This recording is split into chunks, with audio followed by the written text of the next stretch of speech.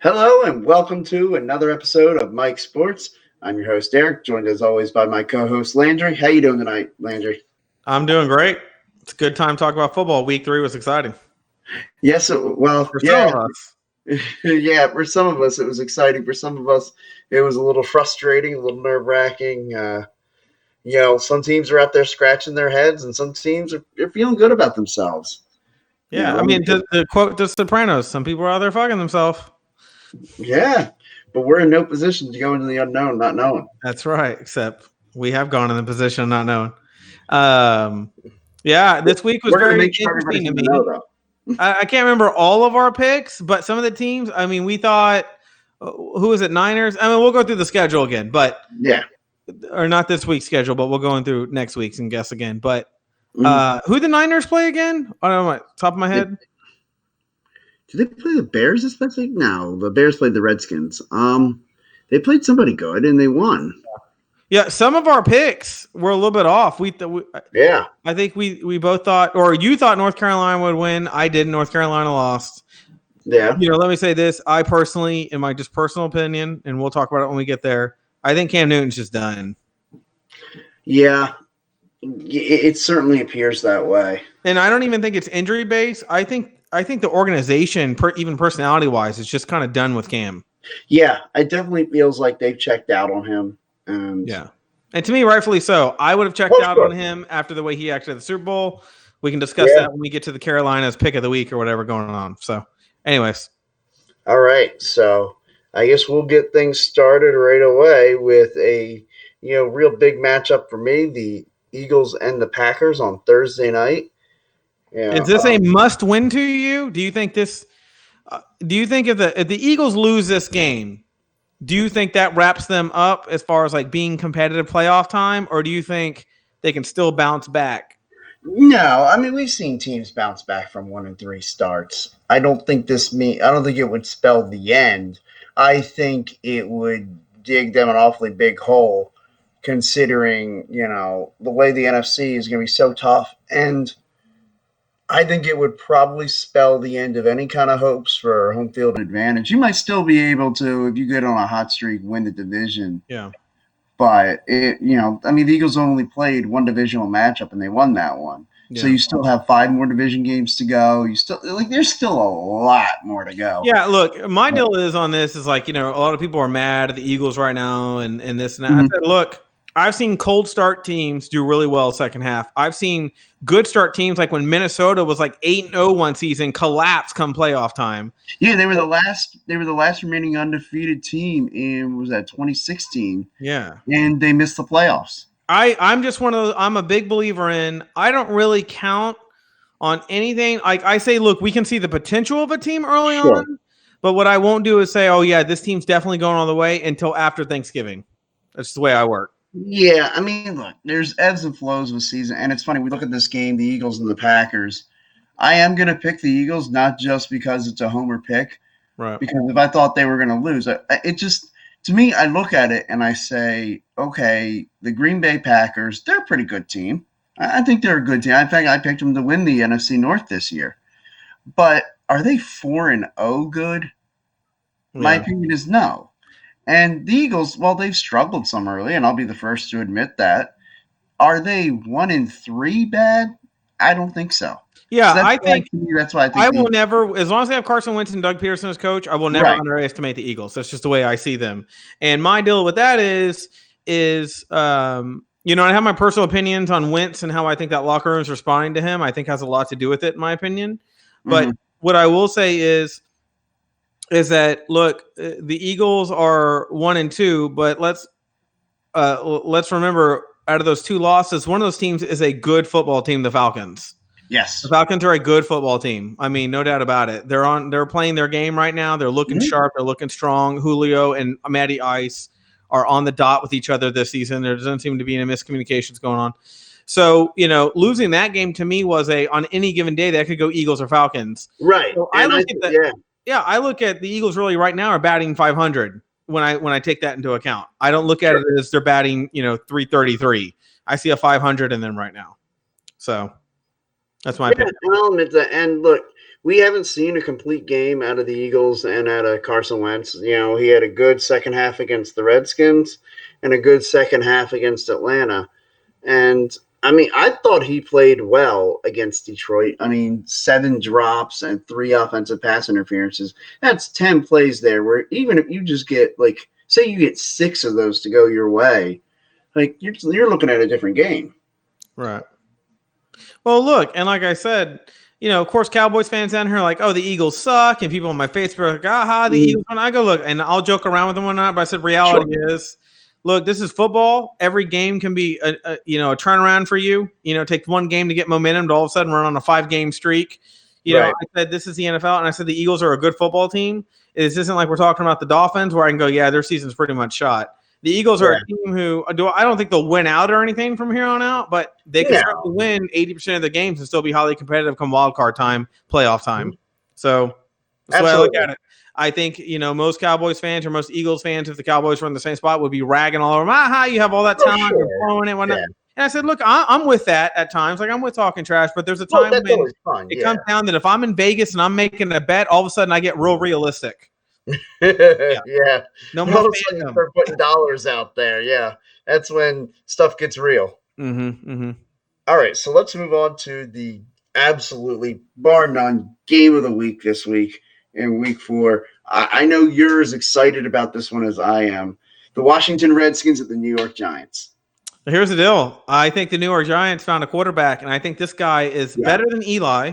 I think he's better than Baker. I think he has a lot of upside. He's mobile. He's tall. He's got a good arm, and he's under the supervision of Eli Manning. I think that is a damn good plus sign for this kid.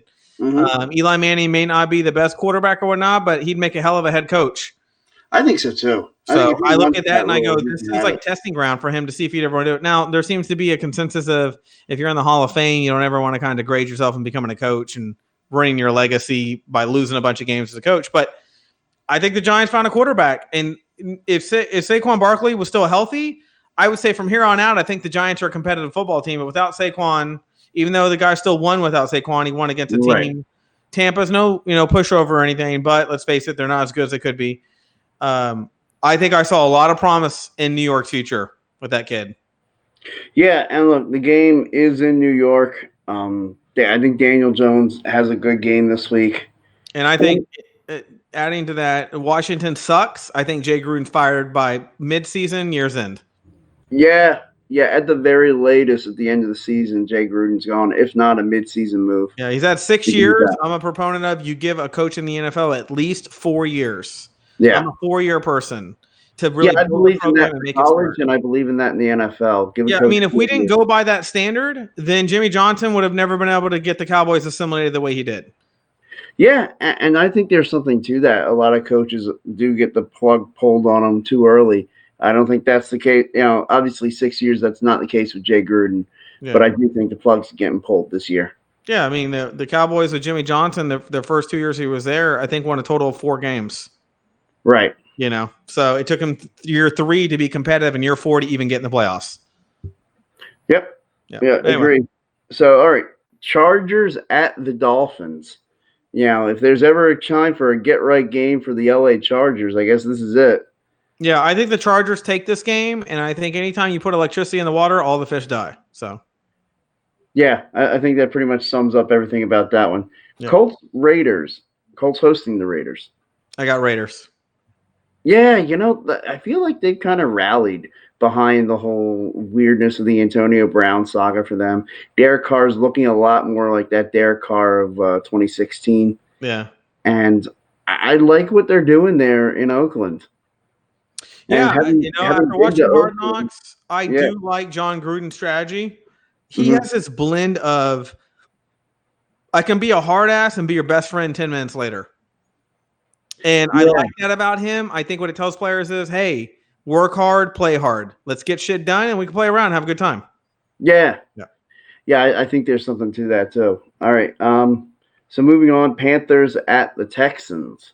I got And, Texans. I think yeah. Texans actually are starting to catch a little bit of fire. I think Deshaun Watson, as long as I'm getting concerned once again in this last game, he's looking like he's not getting up very fast. He's in pain. Right. These hits are going to start adding up. If I'm them, and I would go find a couple of linemen free agency and maybe start working in some new offensive linemen, because I just got a feeling there's just something not right with that offensive line.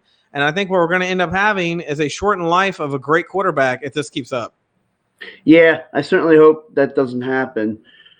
But Carolina, while they, we feel like they've kind of gone downhill, they're still a very physical football team. So I worry about that for Deshaun Watson on Sunday, but I think the Texans do get the win. And since this segment is sponsored by McDonald's, Sure. McDonald's is really behind the whole defend Deshaun Watson's campaign. Awesome. Cool. I'll get behind that too. Can they send me some Big Macs? That'd be nice. Yeah, so it's a $1 million minimum deposit, and this is to help Deshaun Watson because they don't know I helped set it up because I'm one of those people. If a quarterback gets hurt, I know they're poor, they don't make a lot of money, so I collect money with an envelope like we talked about. Well, I got $11 I could send you. Cool. You send that to me. I'll decide how that should be best, but I do need laundry detergent this week. Okay. Chiefs at the Detroit Lions. Well, I would have said the Detroit Lions are crap and they look like you just run them over until they showed some pride against the Eagles and said, look, we ain't laying down. Yeah, this is two undefeated teams. Kansas City Chiefs 3-0, the Lions 2-0-1. Yeah. I think, though, Kansas City goes in there and ends that undefeated streak of the Lions. Yeah, I go for the Chiefs, but I think it'll be more of a competitive game than we would on any given day probably say it would be. Yeah. I agree. All right, Patriots at the Bills. The battle of another 3-0 teams. I think this could be the Patriots' first loss of the season. Wow, so you think we could have the 4-0 Buffalo Bills, and it is in Buffalo. Yeah, Buffalo and the Jets seem to have and the Dolphins. These three crappy teams seem to really give the Patriots just a run for their money.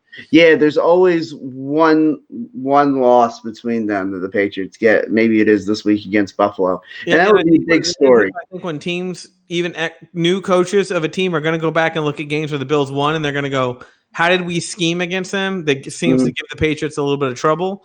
And not to mention, it's prideful and as game by game as the Patriots I think they are. I think they still underestimate those really bad teams like that. Well, it's only human nature, I think, then. That's what kicks in.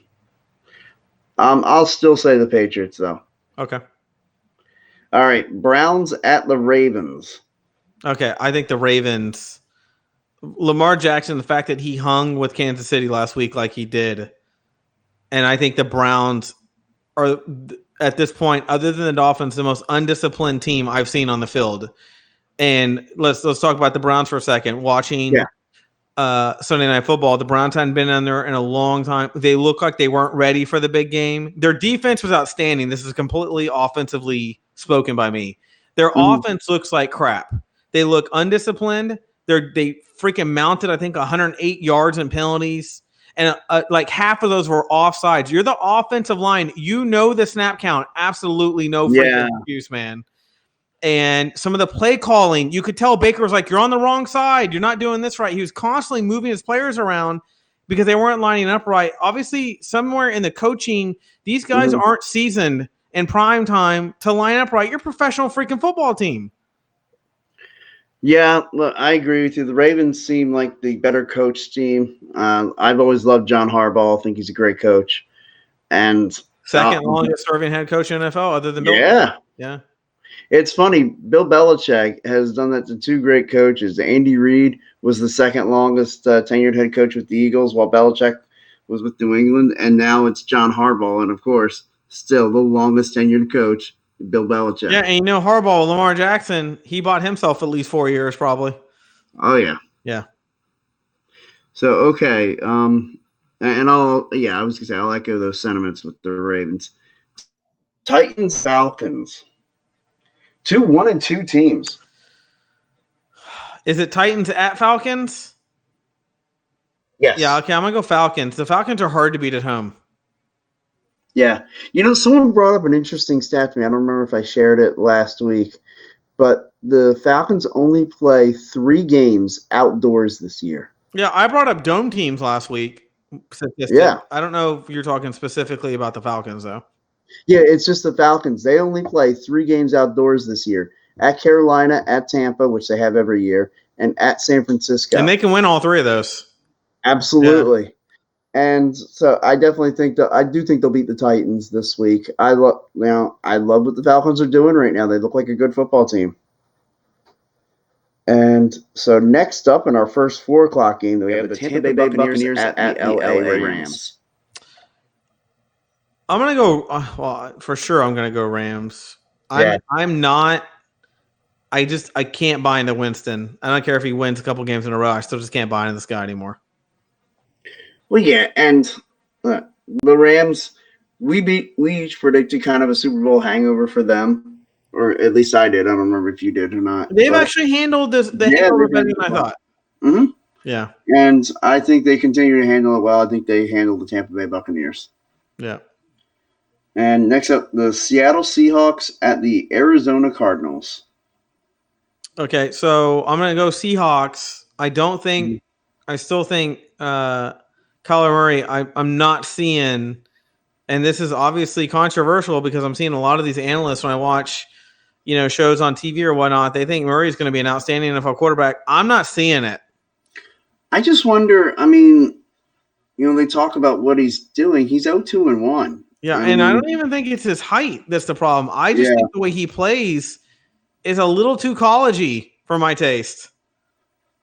Yeah, I would agree there. I do think Seattle, once again, they're going to get that win in Arizona. So the Jacksonville Jaguars at the Denver Broncos.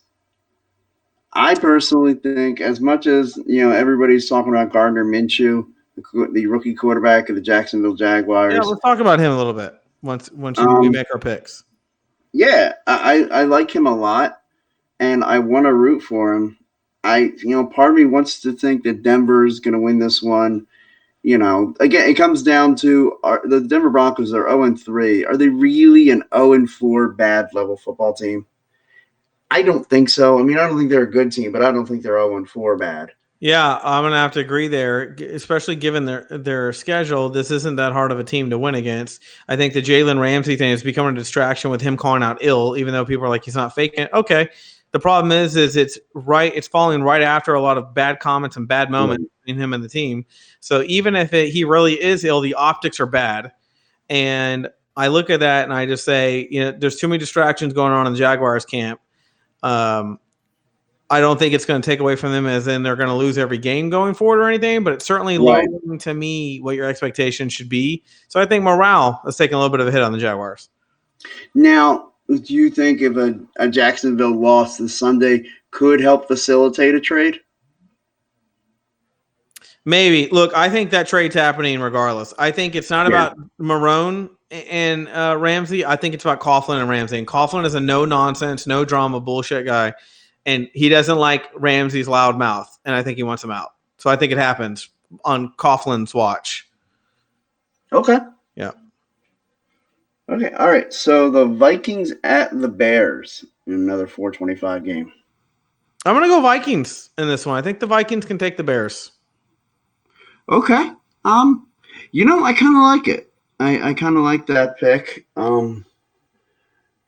The Vikings, it's funny. They I'm sure they have something out for the Bears after last year. The Bears really had nothing to play for. Final game of the regular season, the Bears made sure to beat the Vikings to keep them out of the playoffs. I wonder if that revenge factor comes in here and the Vikings come out and get a win over the Bears. Yeah, I don't know why. I don't really have even a logical reason. I just have a feeling the Vikings are going to take this one. Okay. Well, Sunday Night Football, the Dallas Cowboys at the New Orleans Saints without Drew Brees. I don't know if they're going to kind of do a Taysom Hill and Teddy Bridgewater combo kind of game. If they're going to let one of them take the reins. Yeah. With Drew Brees out. Yeah. I hate saying this, but I kind of like the Cowboys again Sunday. I disagree. I think this is the Cowboys' first loss. Having set a Super Bowl in the Superdome and having gone to a Cowboys game against New Orleans Superdome, unless you've played in the Superdome against New Orleans, which your team has, and Right. that atmosphere, they make it extremely hard, even when they suck, to beat them at home. And I don't think they're actually terribly that bad, even without Breeze. I think their defense is still going to give the offense. In other words, if we beat them, I don't think it's with their offense. I think our defense wins the game for us if we do win. But the Saints defense is no freaking slouch, man. And in that stadium, that makes them even worse. Yeah. So I'm actually going to go. We're going to lose by a touchdown. Okay. And in Monday Night Football, the Pittsburgh Steelers, the 0-3 Pittsburgh Steelers hosting the 0-3 Cincinnati Bengals in the Monday Night Football game. What has happened to Monday Night Football? Well, Monday Night Football went to the most propaganda machine sports talk show I've ever seen, called ESPN, who can't stop talking politics instead of sports.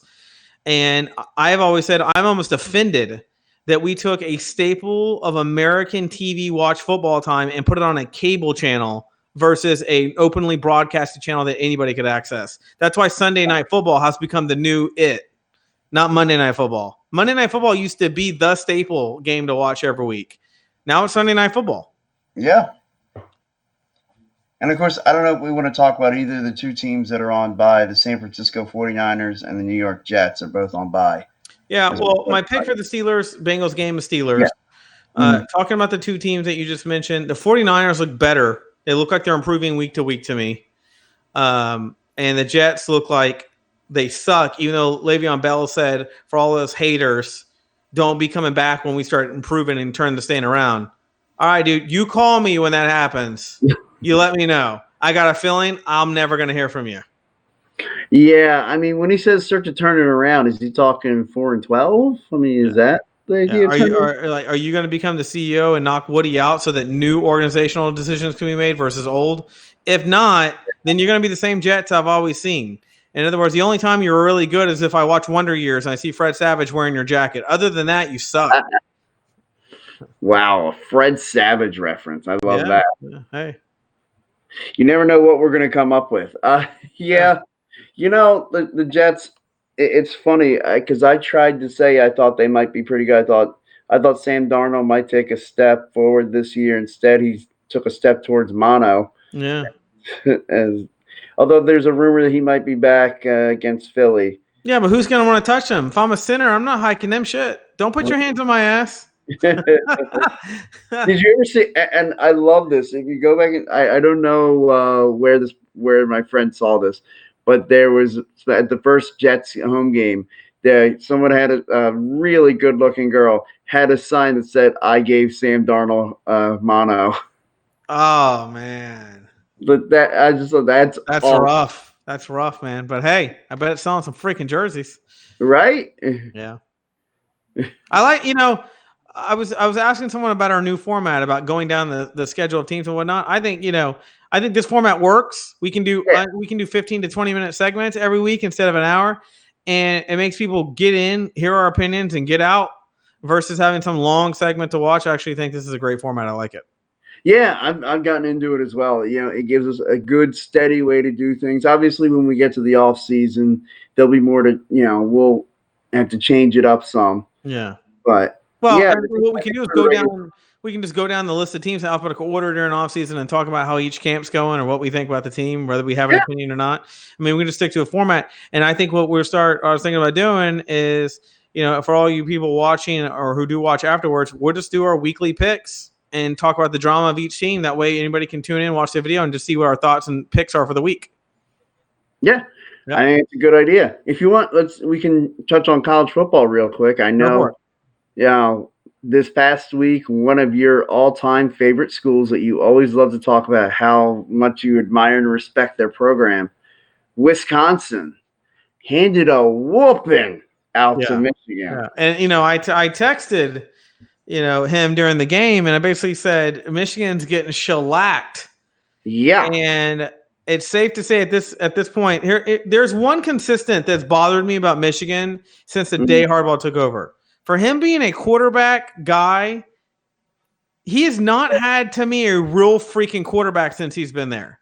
And his decision to stick with the guy he's got concerns me as if like he's counting on the rest of the team and not the quarterback anymore to take him home on offense. And I'm like, what happened here?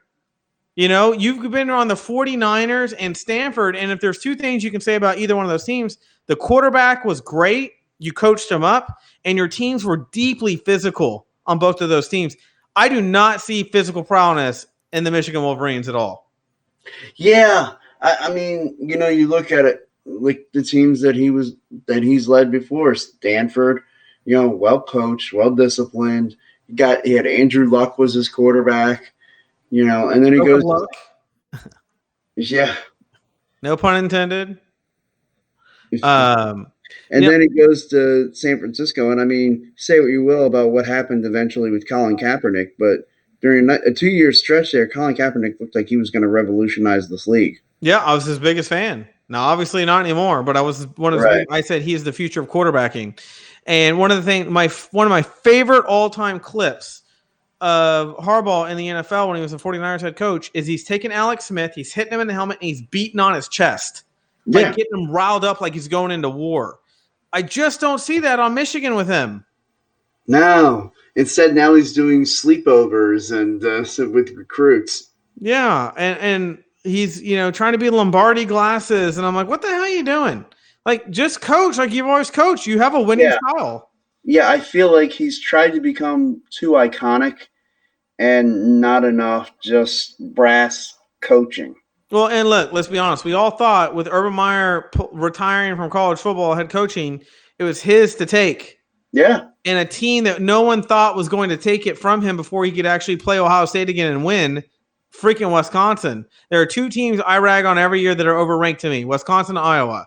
Yeah. I'm 99.9% of the time always right. This year, either Michigan's really, really bad and people overrated them, or Wisconsin's really, really good. Well, we'll see come into season what's really what. But right now, I think it's a little bit of both. I think Michigan was kind of overrated, but I think Wisconsin's a good football team. Yeah, no, I do think Wisconsin's a good football team. My worry is, and I don't have Wisconsin and the rest of the schedule in front of me to say this, but I want to see Wisconsin play a real physical team before I'll vote them as like legit. But let's say against Michigan, they sure made the case. Yeah, they certainly did. And since you asked about it, I will bring up the Wisconsin schedule. Okay. They have Northwestern this Saturday. It's a Saturday at noon game. And then they're going to get tested by Kent State in a week. Okay. Then they have Michigan State, which, you know. Okay, Michigan State can play some ball. Yeah. Then they're at Illinois. Oh, here we go. October 26th. This is going to be the big matchup. They go to the Horseshoe at Ohio State. There we go. That'll be a real testament. Although, even though they're from Urban Meyer, Ohio State's still a very competitive football team. Sure. And then the matchup that you always look forward to every year. Iowa. Wisconsin, Iowa. Your two favorite teams. Then they have Nebraska and at home against Purdue, and then close out against Minnesota. Yeah, so basically, to me, they have really one real game that's going to say. Well, I think. I'm sorry. They will have played two real games if you consider Michigan a good football team. Yeah. Well, I think Michigan State's a pretty good team, too. So let's talk about this. Let's move Wisconsin aside. What do we think Michigan is from here on out? Well, they got to get their stuff. Michigan wins out from here on out. And they have one loss on their record, and that's Wisconsin. Yeah. I mean, look, that's going to be an interesting case for them to make. But it was such a shellacking that I got to believe that keeps them out of any kind of playoff. Yeah, dude, it was such a whooping that I didn't finish watching the game. And that's irregular because Harbaugh is my favorite coach in all of sport. Right. I looked at the 12 o'clock slate of games, and I said, okay, which game do I want to dial in on? And I said, Wisconsin, Michigan, that was going to be my game. Yeah. And I would flip around to the other channels while they were at commercial. They were down 28-0. I was like, all right, I'm not going to keep subjecting myself to this. I'm going to try to watch some other good football. Yeah, there was a lot of blowouts in the early games on Saturday. Yeah, there was. All right, well, close it out. Yeah. So anyway, you guys heard our predictions on the NFL this week. we're going to see how things start to pan out. Tomorrow is a big game for the Philadelphia Eagles. Again, I wouldn't say must win just yet, but boy, it would really help out an awful lot if they were to get that win. And, of course, your team, the Dallas Cowboys in New Orleans, talked about how that's a tough place to play. I kind of think your Cowboys are going to pull it out, and you know, are leaning towards a Saints victory. And I can understand why. Yeah. So, everybody, enjoy football this weekend. You know, this is going to be a great weekend to just lounge out on the couch all weekend. Just, you know, you got Thursday night, the Eagles and the Packers. That's probably the best matchup they've had on Thursday night this week. So everybody get in there and enjoy that one. And then, you know, the full slate of games on Sunday. And if you're an Eagles fan like me, hey man, that's awesome. You get to get your game out of the way on Thursday, and then you can just lounge out on Sunday, turn on me. You know, I'm planning on putting the red zone on and just sitting here watching football all day. And if you're an Eagles and Cowboys fan, ignite the war below with your comments and leave all your crap so we can watch the fight begin. Yeah, absolutely. We fully encourage full-on warfare. Yeah. So, and make sure to go on and, you know, subscribe to the show. It means a lot to us. Give some comments, some feedback, maybe some criticism, especially of Mr. Landry there. Yeah, not that I can think of anything you'd want to criticize him for. But certainly, you know, be sure to tune in for all the shows on the Phillyverse. Go to phillyverse.com. Check out everything. Go to the Facebook group and subscribe there. And, you know, remember the lineup. Mondays, we've got Football Smack Talk show, which is the flagship show of me and Ryan. Tuesday, they got the Broadcast with Ryan Reese and Ryan Finneran. And then Wednesday, right here, exclusively on YouTube, Mike Sports. And then Thursday nights. This week, programming note, obviously, Eagles game Thursday night. I ain't doing the Tables, Ladders, and Chairs podcast. It would just basically be a camera on me while watching the Eagles game, which might be good, interesting viewing anyway. But, yeah, no Tables, Ladders, and Chairs this week. We'll get back to that next week. But, everybody, have a great week. Thanks for tuning in, and happy football. See you on the other side.